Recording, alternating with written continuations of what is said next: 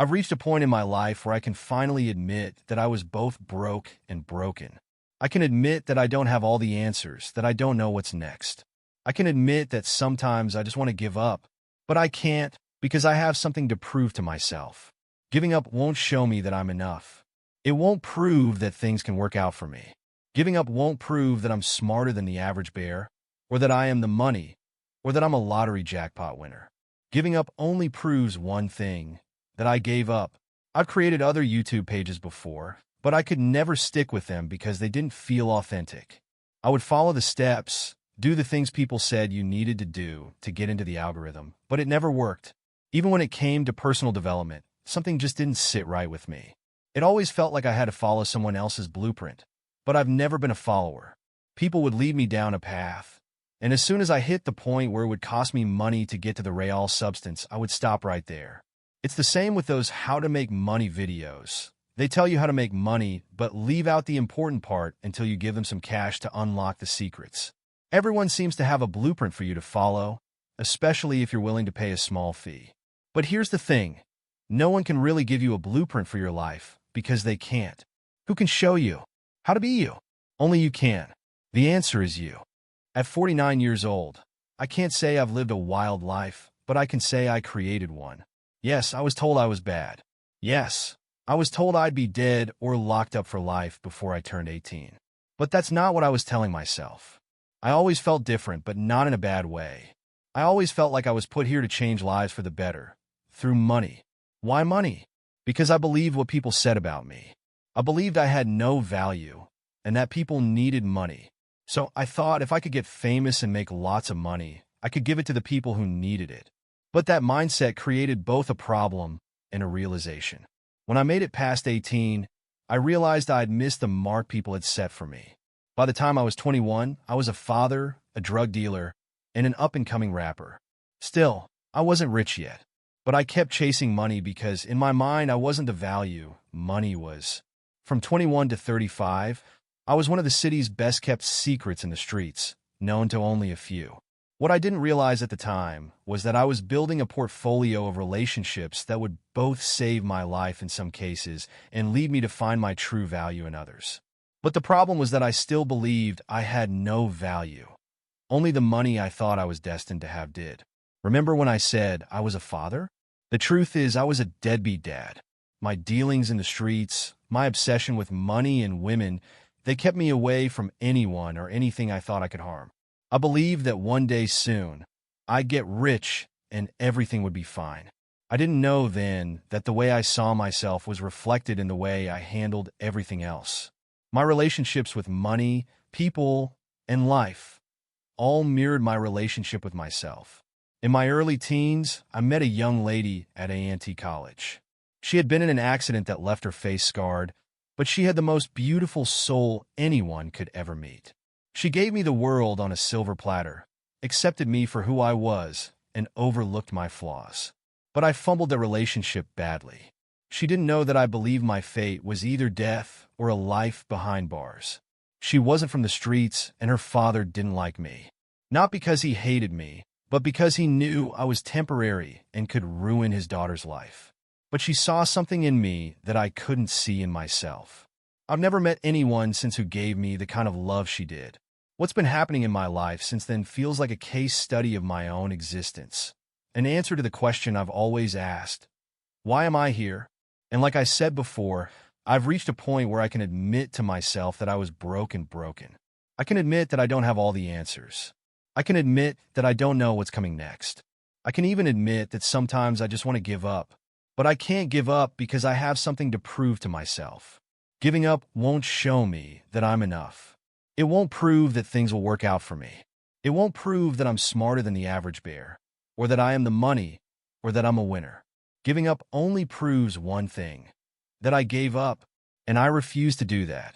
I've come to realize that I'm unique. There's never been anyone like me. The only failure would be admitting that I'm not a success. But I am. I am enough. Things are working out for me. I'm not broken. I am rich. I am the one. I am chosen. I won't lose. The best is yet to come. I'm stepping into a new timeline, and I'm grateful for it. This is my time. Please let me be clear. If you are looking to make money from this channel, you are in the wrong place. On this channel, you will become the money. This channel is a focus on the you, the me, and the I. This is about the best you, the accepted you, the you that's being, and the you that's becoming. I once had a person say that I needed to master every aspect of myself, and I laughed because I know that mastering anything means you are not learning, and I will remain forever learning. I constantly hear people say, I will teach you how to, and that's where things sound like the Charlie Brown teacher womp. Womp womp. You can't teach anyone anything. You can only introduce your perception and perspective of knowledge. Because truths are only yours and each person create their own. I emphasize that the journey of self-growth is continuous and personal. The idea that mastering something implies the end of learning, because I challenge the conventional belief that mastery is the goal.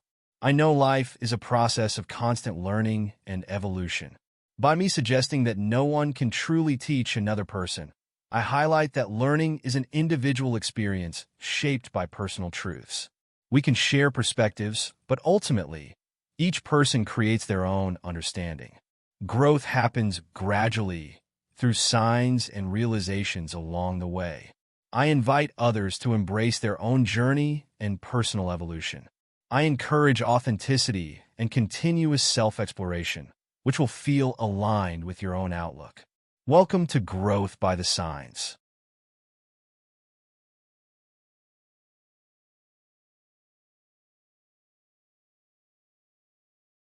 Here's my story. As a young man in the mid-1990s, I was introduced to a book called Black Sun Signs. I can't remember who gave it to me, or even why, but something about it clicked. Funny thing is, I was going to start this story with something completely different, but this memory hit me out of nowhere, and I felt like I needed to share it. Now I realize that this was the starting point for me, my journey towards service to others. And let me tell you, it's been one hell of a ride. If there's one thing I can say right off the bat, it's that everything in life ultimately leads us to love. Not just any love, but unconditional love. My journey started before I even took my first breath, in the womb, absorbing the energy of my parents' struggles. I carried those battles with me for decades. I've come to understand that we choose our families and our experiences before we even get here, and the choices I made, well, they're profound. Let me say this. I'm writing this without any particular plan or outcome in mind, just going with the flow, letting my feelings guide me. By age 4, I was already doing wild things, and I remember the words that were cast on me bad. And honestly, we lived out in the country, and I still remember the rats and mice everywhere. One day, in my childish way of problem solving, I grabbed a gas can from a neighbor's porch, poured it into a rat hole, and lit it on fire. What I didn't know at the time was how gas fumes worked or how rat holes were connected underground. Long story short, the whole area went up in flames. Fortunately, the fire trucks came, and it was controlled before too much damage was done. But from that moment on, I was labeled bad. And the thing about labels is they stick, especially when you come from a family that doesn't say, I love you. Imagine being 5, labeled as bad, your parents separating, and there are baby pictures of your siblings and cousins everywhere, but not one of you. Now add being the only dark-skinned child in your family, constantly being called black and ugly. It took me years, well into my 30s, to shake off those words. Even though I had some of the most beautiful women by my side, I still felt unworthy. So I chased money, thinking it would bring me the love I wanted. But that mindset kept me distant from people because I knew the things I was doing to make that money could get me killed or locked up. Which brings me back to Black Sun Signs. I used that book to manipulate situations, especially with women. I understood why people ask for your sign and how to use that information. That was my first introduction to the spiritual world, which eventually led me to numerology. For a while, I dove deep into both, but then I put them down and carried on with my life. Yet a pattern began to emerge. About 80% of the women I connected with were chasing the same thing, unconditional love. We were all the black sheep in our families, but our hearts were pure. That's when I started asking God questions about why I kept seeing this pattern. And from there, my journey took off. I learned about the laws of the universe, And the one that struck me most was the law of polarity.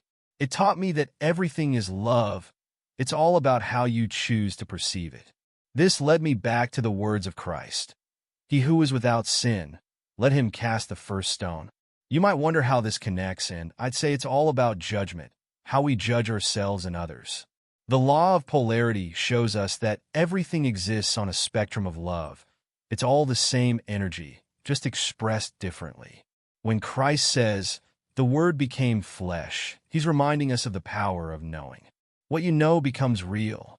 That's why faith without works is dead. You have to know it to make it so. People often ask why God allows bad things to happen, and it's because we don't truly understand who or what God is. In the beginning, God created everything and called it good, right? Then Christ says, cast the first stone if you want to judge others. But remember, you have dominion over all things. Nothing exists before you do. That's why Christ says, before Abraham was I am. The word I has only one meaning. It can't refer to anyone else but you. Same with the word me. You, as the first person, are the key to understanding God. When you know who you are, you realize that everything is God, and you have dominion over it all by choosing to love without judgment. Christ showed us this by being love, not by preaching it. He didn't condemn Satan. He simply used his authority and told him to step aside. His love rendered Satan powerless. And then Christ told us that we could do the same, and more, but only when we truly know ourselves. This brings me back to unconditional love. It's about understanding that everything is God, and by embracing it without judgment, you're exercising your dominion over all things. Christ didn't tell us how to be, he showed us. Because you can't teach experience, you have to live it. Experience creates knowing, and that knowing is freedom.